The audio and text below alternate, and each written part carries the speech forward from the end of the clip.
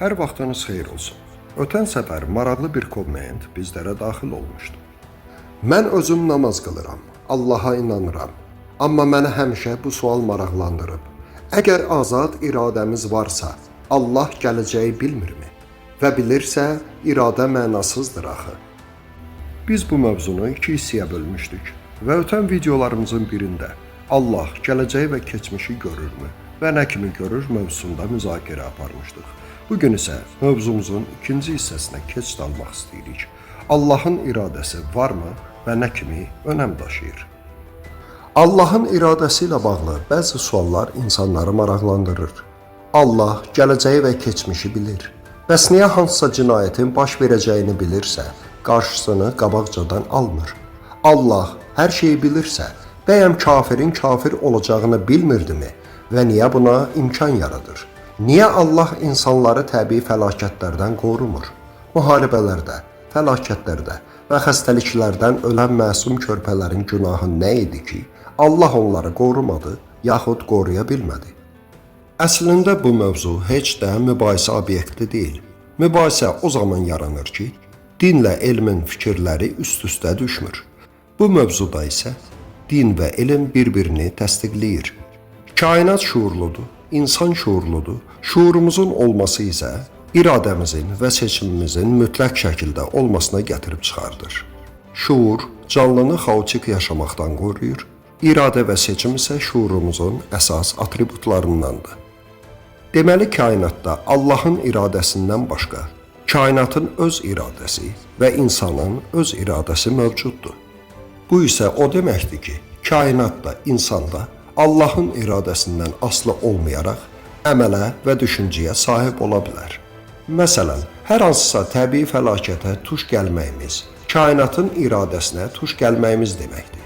Misal üçün, vulkan püskürməsə, zəlzələ baş verməsə, yer kürəsi mövcud ola bilməz. Təbii ki, kainatın, təbiətin şuurlu olduqları üçün iradəsi ondan ibarətdir ki, təbii fəlakətlər mütləq şəkildə baş verməlidir. Adi bir loru məsəl çəkək. Biz insanlar siqaret çəkirik və bununla da daxilimizdə olan milyardlarla hüceyrəmizi məhv edirik. Və məhv olan hüceyrə bizim iradəmizin badına gedir və heç bir tədbir görə bilmir. Çünki hüceyrə kiçikdir və onun iradəsi bizim iradəmizdən asılıdır. Biz isə kainatdan kiçik olduğumuz üçün kainatın iradəsindən asılıyıq. Kainat məcazi mənada Allahdan kiçik olduğu üçün Allahdan asılıdır. Və yaxud hər hansı bir müharibə baş verdikdə, burada təbii ki, Allahın iradəsindən söhbət gedə bilməz. Bu müharibə hər hansı bir siyasətçinin və yaxud bir qrup insanların iradəsindən asılıdır. Çünki həyatda heç bir müharibə öz başına baş vermir. Və həmin müharibələrin qurbanları olan insanların böyük əksəriyyəti bütün bu prosesləri, bütün bu problemləri Allahın üzərinə yıxmağa çalışırlar. Halbuki Allah Quranda dəfələrlə buyurur ki, bu dünya sınaqdır və Allah insanın, kainatın və yaxud təbiətin iradəsinə müdaxilə etsə, həyatımızın nəyi sınaq olacaq ki? Həyatımızın sınaq olması məhz ondan ibarətdir ki, Allah Taala bizlərə seçim və iradə verib, biz insanlar isə eləcə də kainat və təbiət öz iradəsinə və seçiminə dair hərəkət edir. Bu isə sınaq deməkdir. Bu məsələdə bir çox insanları çaşdıran qismət anlayışıdır ki, Qurani-Kərimdə buyurulub ki, hər bir şey Allahın əlindədir və bizim qismətimiz Allah tərəfindən təyin olunur. Lakin Allahın bizə verdiyi qismət hara qədər olacağını düşünsək, qismət mövzusunu tam aydın dərk edə bilərik. Bizim ruhumuzun qovuşduğu bədən, o Allahın verdiyi bir qismətdir. Bizim doğulduğumuz dövlət, dünyaya haçan, harda və necə gəlişimiz, hansı ailədə doğulmağımız, bütün bunlar Allahın verdiyi qismət anlamına gəlib çıxır.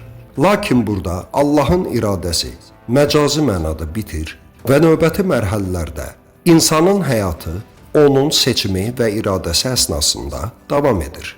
Həyatda baş verən bütün prosesləri qismətin və yaxud Allahın üzərinə yıxmaq düzgün deyil. Bu bilirsiniz nəyə bənzəyir?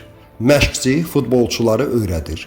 Amma oyun zamanı onların əvəzinə özü çıxıb oynamır ki, futbolçular oyunda özləri öz iradələri və seçimləri əsnasında oyun taktikasını təyin edir və həmin oyun taktikası nəticəsində heç-heçə qalibiyyətə və yaxud məğlubiyyətə uğrayır.